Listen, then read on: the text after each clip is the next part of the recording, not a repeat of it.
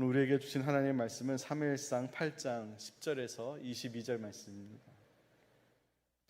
사무엘상 8장 10절에서 22절 말씀 한 절씩 교독하겠습니다.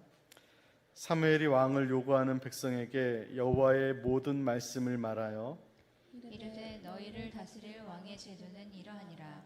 그가 너희 아들들을 데려다가 그의 병거와 말을 어거하게 하리니 그들이 그 병거 앞에서 달릴 것이며 그가 또 너희 아들들을 천부장과 오십부장을 삼을 것이며 자기 밭을 갈게 하고 자기 추수를 하게 할 것이며 자기 무기와 병거의 장비도 만들게 할 것이며 그가 또 너희의 딸들을 데려다가 향유 만드는 자와 요리하는 자와 떡 굽는 자로 삼을 것이며 그가 또 너희의 밭과 포도원과 감람원에서 제일 좋은 것을 가져다가 자기의 신하들에게 줄 것이며 그가 또 너희의 곡식과 포도원 소산의 11조를 거두어 자기의 관리와 신하에게 줄 것이며 그가 또 너희의 노비와 가장 아름다운 소년과 나귀들을 끌어다가 자기 일을 시킬 것이며 너희의 양떼의 10분의 1을 거두어 가리니 너희가 그의 종이 될 것이라.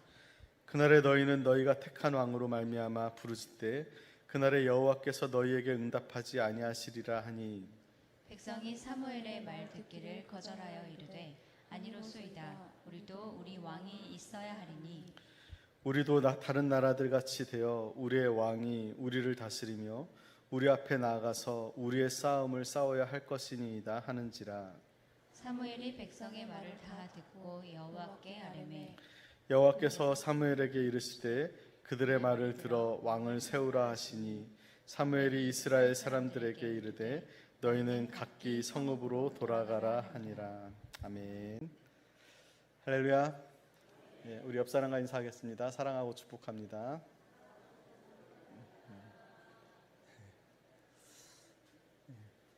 권사의 특성인데 안 나오신 권사님들도 계시네요. 다음번에는 꼭 다 같이 나오셔서 함께 찬양하시기를 바랍니다. 우리가 지난주에는 사무엘이 자신의 인생에 찾아온 큰 위기 때문에 하나님께 찾아가서 엎드린 그런 모습을 살펴봤는데요. 이스라엘 백성들이 왕을 세워달라고 요구하기 위해서 사무엘은 늙었다고 하고 또 사무엘의 자녀들의 허물을 들추어냈었는데요. 이들의 목적은 뭐냐면 세상 다른 나라들처럼 우리도 왕을 세워달라는 겁니다. 그런데 그러한 그 속마음을 감춘 채 사무엘 당신이 늙었으니까 또 당신의 아들들이 허물이 많으니까 왕을 세워달라 그렇게 이야기하는 것이죠.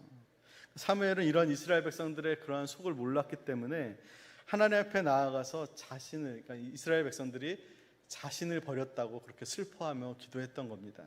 그런데 하나님께서는 그 이스라엘 백성들의 마음을 정확히 알고 계셨죠. 너를 버린 것이 아니라 누구를 버렸다고요? 나를 버렸다. 그러니까 하나님을 버려서 이스라엘 백성들의 왕이 되지 못하게 했다라고 말씀하고 있는 것입니다. 이스라엘 백성들이 하나님이 아닌 다른 왕을 세워달라고 하는 가장 큰 원인은 하나님을 버린 것입니다. 하나님을 버리게 된 크게 두 가지 이유가 있는데요. 첫 번째는 눈에 보이지 않는 하나님보다 눈에 보이는 이 세상의 방식을 더 좋아하고 더 의지했기 때문에 그렇습니다. 여러분, 이스라엘 백성들은 애굽에서 400년 동안 노예로 있었는데요. 그 애굽에 있는 동안 바로 왕의 막강한 그러한 통치력을 본 적이 있습니다. 그의 말 한마디면 안 되는 것이 없고 또 군사력도 얼마나 강한지 애굽에서 그 400년 노예로 있는 동안 다른 나라가 애굽을 침략해 본 역사가 없었던 것이죠. 또 더 나아가서는 이스라엘 백성들은 자신들을 지금 끊임없이 괴롭히고 있는 그 블레셋도 왕을 중심으로 강한 전투력을 가지고 있다고 그렇게 생각을 했습니다. 그러니까 당시의 왕정제도가 시대적인 흐름이었고 또 부국강병의 상징이라고도 할 수 있었던 것이죠. 그런데 그러한 세상의 왕정제도에 비해서 이스라엘 백성들이 갖고 있는 그 사사제도, 신정제도, 여기에는 하나님의 통치가 눈에 보여요, 안 보여요? 안 보이는 거예요. 너무 구식이고 나라가 그렇게 강하지 못해서 늘 이방 나라의 침략을 받는다, 그렇게 이스라엘 백성들은 생각한 것입니다. 그들의 그러한 말에는 그들의 마음이 묻어져서 나오는 것이죠. 우리 5절 말씀 같이 읽어보겠습니다. 그에게 이르되 보소서 당신은 늙고 당신의 아들들은 당신의 행위를 따르지 아니하니 모든 나라와 같이 우리에게 왕을 세워 우리를 다스리게 하소서 한지라. 그러니까 모든 나라와 같이 우리에게 왕을 세워서 우리를 다스리게 하라, 그렇게 이야기하는 것이죠. 20절 말씀 같이 읽어보겠습니다. 20절. 우리도 다른 나라들 같이 되어 우리의 왕이 우리를 다스리며 우리 앞에 나가서 우리의 싸움을 싸워야 할 것이니이다 하는지라. 그러니까 다른 나라처럼 되고 싶다는 거예요. 눈에 보이는 세상 유행과 또 세상 방식이 하나님보다 더 좋아 보이는 것이죠. 더 강해 보이는 것입니다. 그래서 눈에 보이지 않는 하나님의 방식을 버리고 세상 방식을 따라가겠다는 것입니다. 여러분, 교회라는 단어가 헬라어로 에클레시아라는 단어입니다. 에클레시아는 에크라는 단어와 칼레오라는 단어가 합쳐진 말인데요. 에크라는 말은 밖으로라는 의미가 있고요, 칼레오라는 말은 불러내다라는 의미가 있습니다. 합치면 밖으로 불러낸 것이 교회라는 것이죠. 세상 속에서 세상 방식으로 살고 있던 우리를 세상 가운데서 불러내서 더 이상 세상처럼 살지 말고 세상과 다르게 구별되어 거룩하게 살라고 우리를 불러주신 것이 바로 교회라는 것입니다. 우리 출애굽기 19장 5절 6절 말씀 같이 읽어보겠습니다. 세계가 다 내게 속하였나니 너희가 내 말을 잘 듣고 내 언약을 지키면 너희는 모든 민족 중에서 내 소유가 되겠고 너희가 내게 대하여 제사장 나라가 되며 거룩한 백성이 되리라. 너는 이 말을 이스라엘 자손에게 전할지니라. 여기서 보면 온 세계가 하나님께 속하였다. 그리고 하나님께서 이스라엘로 택해서 그들로 하여금 제사장 나라와 거룩한 백성으로 불러주시면서 내가 거룩하니 너희도 어떻게 하라고요? 거룩하라 명령하셨습니다. 더 이상 세상처럼 살지 말고 구별된 하나님의 백성답게 거룩하게 살아라. 그런데 이스라엘 백성들이 지금 다른 나라들 같이 우리도 왕을 세워달라, 이 말은 다시 우리가 세상 가운데로 돌아가겠다라는 그런 뜻입니다. 거룩한 하나님의 백성이라는 그 언약적 정체성을 포기하고 오히려 자신들을 지금까지 인도하여 주신 그 하나님을 포기하고 이 세상 모든 나라들의 왕들과 같이 우리에게도 왕을 세워달라. 그리고 그 왕은 그 당시의 모든 왕들은 신과 같은 존재였습니다. 그래서 호칭도 신들처럼 불렀거든요. 신과 같은 절대 권력을 가지고 있는 그 왕들처럼 우리도 그런 왕을 원한다. 그러니까 이스라엘 백성들이 다른 나라같이 왕을 세워달라는 것은 한마디로 신을 어떻게 하겠다는 거예요? 바꾸겠다는 거예요. 하나님을 버리고 사람 왕을 세워달라고 이야기하는 것이죠. 우리도 마찬가지입니다. 하나님께서 우리를 세상의 죄악과 탐욕 속에서 우리들을 건져주셨습니다. 구원해 주시고 세상과 다르게 살아야 되는 하나님의 거룩한 백성으로 삼아주셨습니다. 우리 베드로전서 2장 9절 말씀 함께 읽어보겠습니다. 그러나 너희는 택하신 족속이요 왕같은 제사장들이요 거룩한 나라요 그의 소유가 된 백성이니 이는 너희를 어두운 가운데서 불러내어 그의 귀한 빛에 들어가게 하시니 아름다운 덕을 선포하게 하려 하심이라. 우리를 택한 족속으로 왕같은 제사장으로 거룩한 나라로 하나님의 소유된 백성으로 불러주셨습니다. 그런데 우리의 눈이 자꾸만 세상으로 향할 때가 있다는 겁니다. 때론 여러 가지 어려움과 고난을 겪게 되니까 그 어려움 앞에서 왠지 기도하고 하나님을 의지하는 것은 눈에 보이지도 않기 때문에 더 불안하게 느껴지고 또 별 능력이 없어 보이고 또 눈에 보이지 않는 하나님께 기도한다고 해서 내 문제가 바로 당장 해결될 것 같지도 않다고 생각하는 거예요. 그래서 눈에 보이지 않는 하나님을 의지하는 것보다 차라리 내가 더 수고하고 보이는 사람들을 의지하고 눈에 보이는 세상 방식으로 해결해 보겠다고 그렇게 하면서 눈에 보이는 것들을 의지하고 붙잡으려 할 때가 우리 가운데도 있다는 것이죠. 그러한 모습이 지금 이스라엘 백성들이 하나님을 버리고 왕을 세워달라고 하는 것과 다르지 않다는 겁니다. 이스라엘 백성들은 하나님을 버리겠다 그렇게 이야기하지 않았어요. 단지 눈에 보이는 왕을 세워달라는 것이죠. 그런데 그것이 바로 하나님께서는 뭐라고 말씀하시냐면 나를 어떻게 했다고요? 버린 것이다. 그렇게 이야기하고 있는 것입니다. 하나님께서는 우리를 날마다 의의 길로 선한 길로 인도해 주시기를 원합니다. 그래서 잠언 3장 6절 말씀 같이 읽어보겠습니다. 너는 범사의 그를 인정하라. 그리하면 내 길을 지도하시리라. 하나님을 인정하면, 하나님을 나의 왕으로 인정하고 하나님을 따라가면 하나님께서 내 길을 어떻게 한다고요? 지도해 주신다고요. 그런데 우리는 막상 눈앞에 닥친 현실이 어려우니까 눈에 보이지 않는 하나님보다는 빠르고 확실한 세상 방법으로 그 위기를 넘겨보려고 할 때가 많다는 것이죠. 그래서 하나님을 의지한다고 입술로는 고백하는데 하나님보다는 더 세상을 더 의지하고 세상의 방법을 찾아갈 때가 많이 있다는 겁니다. 여러분, 살아가면서 삶의 여러 가지 많은 일들로 인해서 지금 근심하는 일들이 있죠. 여러 가지 근심하는 일들이 있는데 여러분, 그 근심하는 일들이 하나님을 의지할 때 다 해결될 줄로 믿습니까? 안 믿나요?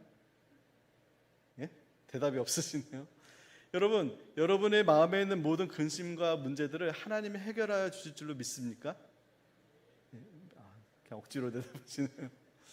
그러면 한 가지 더 물어보겠습니다. 하나님을 의지하는 것보다 당장 내 통장에 한 10억쯤 들어오면 여러분 근심이 다 해결되겠습니까? 예? 10억만 있으면 지금 내가 지금 근심하는 문제들이 해결될 것 같지 않아요? 든든할 것 같지 않아요? 그래도 믿음이 좋으시군요. 여러분, 10억이 있으면 지금 당장 내가 지금 여러 가지 마음에 걱정하고 근심하는 것들이 해결될 수 있을 것이라 생각하겠죠.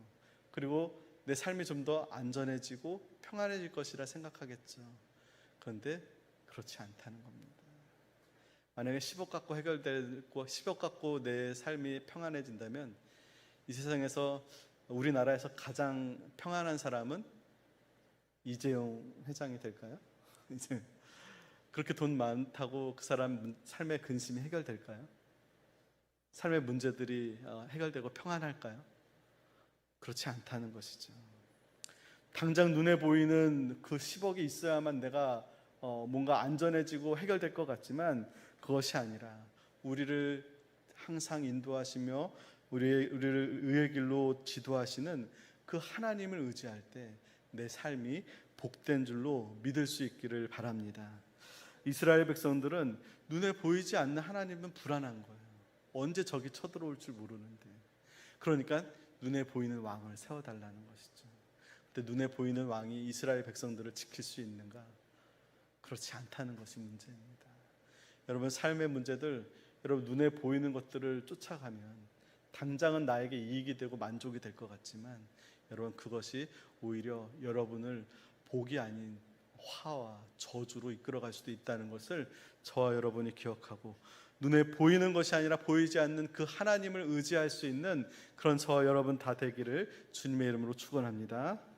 또 한 가지, 이스라엘 백성들이 하나님을 버리고 세상 왕을 세워달라고 한 이유는 하나님을 위하는 삶에서 자신들을 위하는 삶으로 그들의 인생의 목적이 변화되었기 때문에 변질되었기 때문에 그렇습니다. 오늘 우리가 읽었던 19절 20절 본문에 보면은 계속해서 반복되는 단어가 뭐냐면 우리라는 단어입니다. 우리를, 우리의, 우리도, 이런 단어가 1인칭 복수가 7번이나 거기서 반복되고 있습니다. 그러니까 이 모든 것이 내 인생에 하나님을 위한 것이 아니라 나를 위한 삶으로 변질되었다는 것이죠. 소요리 문답 1문에 보면 인생의 제일 큰 목적은 무엇이냐면 하나님을 영화롭게 하는 것과 그분을 영원토록 즐거워하는 것입니다. 그것을 위해서 우리를 하나님께서 택하셨고 우리를 거룩한 백성으로 삼아주신 것이죠. 우리를 어두운 데서 불러내서 하나님의 아름다운 덕을 선포하라고 우리를 하나님의 자녀 삼아주셨다는 겁니다. 이 모든 것이 우리로 하여금 하나님을 찬송하게 하기 위해서라는 것이죠. 이 백성은 내가 나를 위하여 지었나니 나의 찬송을 부르게 하려 함이라. 그런데 이제 이스라엘 백성들은 그 마음에 하나님을 위해서 살려고 하는 그 마음은 다 사라지고 자신만을 위해서 살려고 하는 그런 마음으로 가득하게 된 것입니다. 하나님의 영광에는 전혀 관심이 없고 내 재산, 내 자녀, 내 건강, 내 부, 내 명예, 내 성공, 내 안전만을 위해서 살아가는 모습으로 전락하게 된 것이죠. 하나님께 드리는 예배도 마찬가지인데요. 여러분, 예배는 드리는 거예요? 보는 거예요? 예? 예전에 우리 어르신들은 예배 보러 간다 그랬잖아요. 그렇죠? 근데 여러분, 예배는 드리는 거예요? 보는 거예요? 그죠? 예배는 하나님의 영광을 찬송하고 경배하고 또 우리의 마음과 삶을 산 제물로 하나님께 드리는 것이 바로 예배입니다. 예배를 통해서 내 자신을 하나님께 드리는 그 마음보다 오히려 예배를 보는, 지난번에도 제가 한번 말씀드렸지만 구경꾼과 같이 변질된 모습으로 예배 자리에 앉아 있는 사람들이 있을 수도 있다는 겁니다. 교회 나올 때마다 정말 내 마음과 정성을 다해서 하나님께 온전히 드리고자 하는 것이 아니라 마치 드라마나 영화를 보듯이 이 자리에 앉아 있다면, 그러면 우리는 하나님께 예배를 드리는 것이 아니라 그냥 구경하고 오늘 좋은 시간이었네 그러고 그치고 마는, 그러니까 그 예배 또한 하나님을 위한 것이 아니라 내 자신을 위한 것이 되어버리는 그러한 모습으로 변질될 수도 있다는 것이죠. 하나님보다 내가 더 중요하고, 하나님보다 내 가정이 더 중요하고, 내 성공이 더 중요하고, 그냥 하나님은 내가 필요할 때만 좀 도와주는 그런 존재로 여기고 있다면, 여러분, 우리가 이스라엘 백성들이 하나님을 버리고 이 왕을 세워달라는 것과 별 다를 바 없다는 것입니다. 그리고 그러한 예배를 하나님은 기뻐받지 않으신다는 것이죠. 마당 뜰만 밟고 가는 예배를 하나님은 원하지 않으신다는 겁니다. 하나님의 영광, 거룩함에는 전혀 관심 없고 내 이익만, 내 안전만, 내 성공만, 교회 나와서도 예배 드리면서도 거기에만 관심이 가 있다면 과연 하나님께서 그 예배를 기뻐 받아주시겠는가? 여러분은 지금 무엇을 위해서 신앙생활을 하고 있고, 여러분 무엇을 위해서 예배를 드리고 있습니까? 하나님의 영광을 위해서 여러분의 뜻을 내려놓을 수 있습니까? 하나님의 영광을 위해서 내 만족과 내 이익과 때로는 내 안전까지도 여러분 내려놓을 수 있습니까? 하나님께서는 하나님이 아닌 내 만족과 내 이익을 위해서 그 변질된 그 신앙의 목적이 다시 하나님의 영광으로 돌이키기를 하나님께서는 원하신다는 겁니다. 눈에 보이지 않는 하나님, 그 하나님을 신뢰하지 못하고 세상 방식으로 세상의 것들을 내 왕으로 삼고 교회 나와서도 예배 드리면서도 여전히 내 마음의 왕은 하나님이 아니라 세상의 것들이 되어 있는 그런 모습들, 하나님께서는 그 마음을 돌이키기를 원하신다는 겁니다. 이스라엘 백성들이 왕을 세워달라고 할 때 사무엘 선지자를 통해서 왕을 세우는 것이 너희들에게 복이 아니라 화와 저주가 될 것이다, 그것을 설명하는 것이 오늘 본문에 11절에서 18절까지 쭉 나옵니다. 너희들이 요구하는 대로 들어준다면 그것이 너희에게 복이 되는 것이 아니라 화가 될 것이다. 그럼 내가 요구하는 것과 하나님께서 주시고자 하는 것이 다를 때 어느 것이 나에게 더 좋을까요? 네? 내가 요구하는 것과 하나님이 주시고자 하는 것이 다를 때, 내가 요구하는 대로 되면 좋을 것 같지만 그것이 아니라 하나님이 주시고자 하는 것이 우리에게 참된 복이라는 것을 믿을 수 있기를 바랍니다. 그 이스라엘 백성들에게 왕이 너희들에게 세워지면 어떠한 일들이 일어나는가?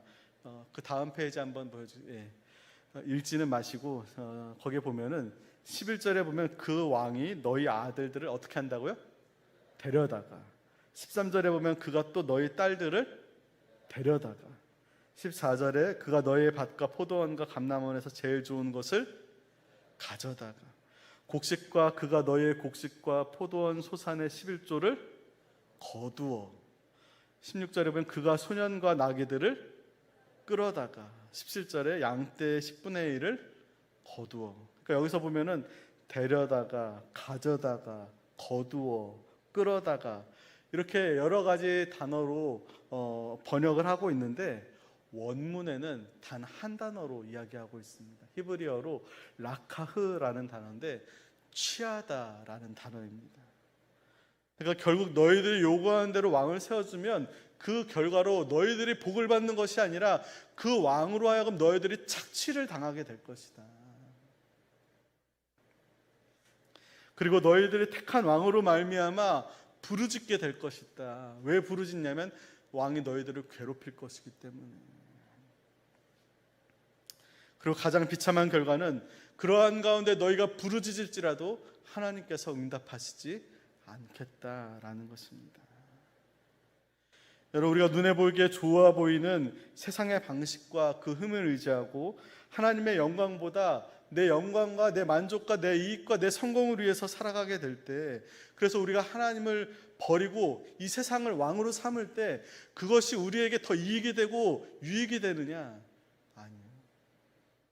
오히려 그것을 통하여서 우리는 더욱더 우리의 모든 삶이 피폐해지고 착취당할 수밖에 없다는 것을 하나님께서는 말씀하고 있는 겁니다. 사무엘을 통하여서 이스라엘 백성들에게 왕을 세우는 것이 너희들에게 복이 아니라 화가 된다고 그렇게 강조하면서 이야기하는데도 이스라엘 백성들은 그 이야기를 듣고 싶지 않았습니다. 우리 19절 말씀 같이 읽어보겠습니다. 백성이 사무엘의 말 듣기를 거절하여 이르되 아니로소이다. 우리도 우리 왕이 있어야 하리니. 사무엘의 말 듣기를 어떻게 했다고요? 거절했다고요. 왕을 세우면 그것으로 인하여서 더 힘들어질 수 있다.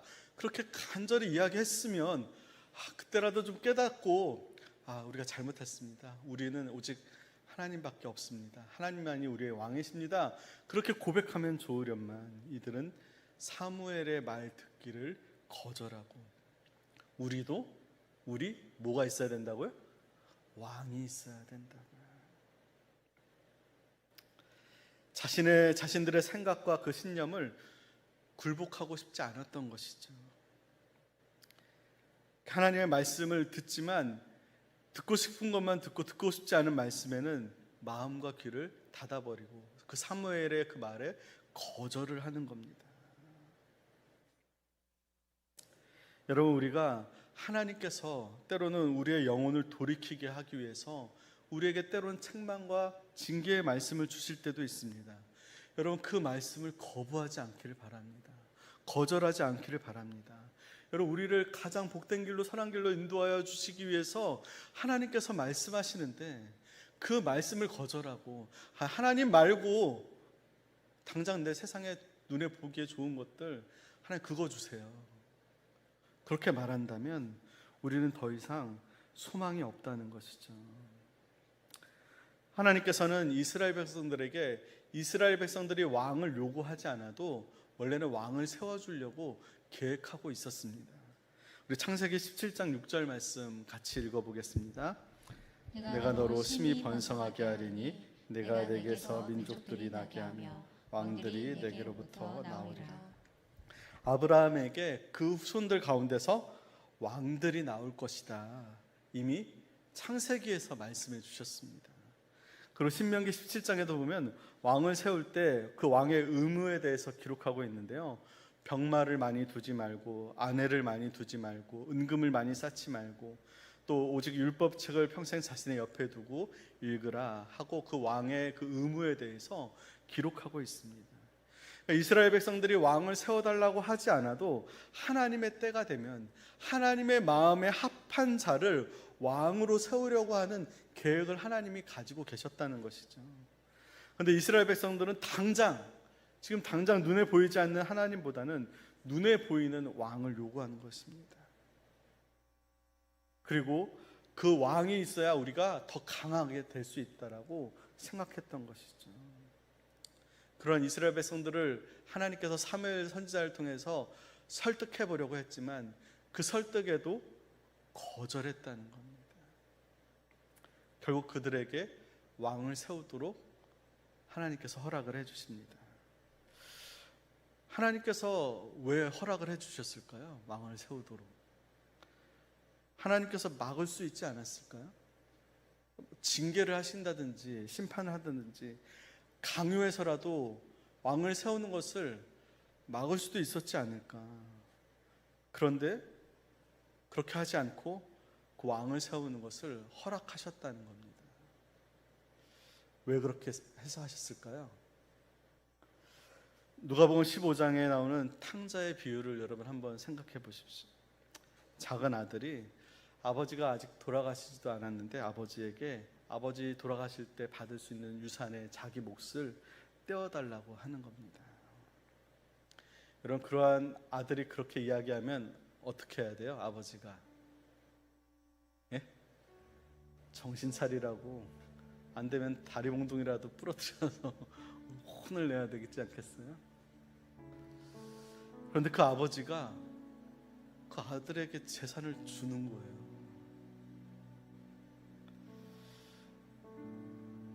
아버지가 왜 그랬을까요? 다리 몽둥이를 부러뜨려서라도 앉혀 놓으면 그 마음이 아버지를 사랑할 수 있을까요? 억지로 막 강요에 의해서 집에 있는들 그 아들이 아버지를 기쁨으로 함께 있길 원하겠습니까? 아버지가 그걸 안 거예요. 그래서 마음은 아프지만 그 재산을 띄워준 것이죠. 그 재산을 가지고 그 둘째 아들이 야, 이제 신났다. 이제 내 인생의 주인은 나다. 내 마음대로 삶을 살자. 내 삶의 왕은 나다. 그러면서 나아가서 그 모든 재산을 다 탕진합니다. 처음에 그 재산을 쓸 땐 좋았죠. 야, 이게 자유다. 이게 복이지. 그런데 그 모든 재산이 다 탕진하고 배가 고파서 굶어 죽게 되었을 때 그 아들이 생각하는 것이 뭐였냐면, 내 아버지 집에는 양식이 풍족한 품꾼이 얼마나 많은가. 내 아버지 집에는 일꾼들도 넉넉하게 사는데 나는 이렇게 나와서 굶어 죽게 되었구나. 돌아가자. 아들이 아니라 그냥 품꾼의 하나로 받아달라고 한번 부탁해보자. 그렇게 결심하고 그 아들이 아버지에게로 돌아가죠. 근데 아버지는 멀리서부터 그 아들을 오랫동안 기다리고 있었던 거예요. 그 아들을 뛰어나가서 맞이합니다. 품꾼이 아니라 그 아들의 손에 반지를 끼우고 옷을 입혀서 아들의 지위와 신분을 회복시켜 주시는 것이죠. 여러분, 그것이 아버지의 마음입니다. 이스라엘 백성들이 왕을 세워달라고 하는데 그것이 너희들에게 복이 되지 않는다. 눈에 보이는 왕이 아니라, 눈에 보이진 않지만 그래도 하나님을 믿고 의지해야 된다. 그렇게 설득했음에도 불구하고 거절한 그들을 향해 왕을 세워주게 합니다. 그리고 그들이 다시 돌아오기를 하나님께서 기다리다가, 근데 중요한 것은 더 이상 기다리지 않으시고 하나님께서 직접 찾아오시는 거예요. 이 땅에 인간의 몸을 입고 우리의 죄를 대신해서 십자가를 지시고 3일 만에 부활하셔서 우리의 영광의 왕으로 하나님께서 그 독생자 예수 그리스도를 내어 주신 것입니다. 그리고 이것이 하나님의 은혜요 사랑입니다. 예수님이 우리의 전부라는 것이죠. 사도 바울이 그걸 깨달은 거예요. 내가 그동안 왕으로 생각했던 것, 내가 세상의 복으로 생각했던 것, 내가 8일 만에 할례를 받았고 바리새인 중에 바리새인이고 율법으로는 흠이 없는 그런 사람이고 로마의 시민권을 가지고 있는 사람이지만 그런 모든 것들을 다 배설물과 같이 여기고 오직 그리스도 예수를 아는 지식이 가장 고상하다고 그렇게 고백했다는 것은 예수님만이 나의 전부다. 예수님 위에 다른 것은 아무것도 아닙니다. 예수님 한 분이면 충분합니다. 그것이 바울의 고백이었던 것이죠. 여러분, 오늘도 우리도 마찬가지입니다. 여러분, 예수 그리스도를 우리는 구주로 영접한 믿음의 사람들이잖아요. 그죠? 근데 여러분, 구주로 영접했는데 여전히 내 삶의 주인은 예수님이 아니라 내가 되고 있는 것은 아닌지, 그리고 내 고집대로 내 이익대로 따라가면 그것이 나에게 복이 될 줄로 알고 계속해서 하나님의 말씀을 거절하고 있는 것은 아닌지 우리 자신을 돌아보고, 여러분, 내 이익과 내 눈에 보이는 만족대로 따라가는 것이 나에게 복이 아니라 보이진 않지만 나를 인도하시는 그 주님의 인도함을 받을 때 가장 복된 삶을 살아갈 수 있다는 것을 저 여러분이 기억하고, 여러분, 주님을 이 세상 그 무엇과도 바꾸지 않는 그런 저와 여러분 다 될 수 있기를 주님의 이름으로 축원합니다.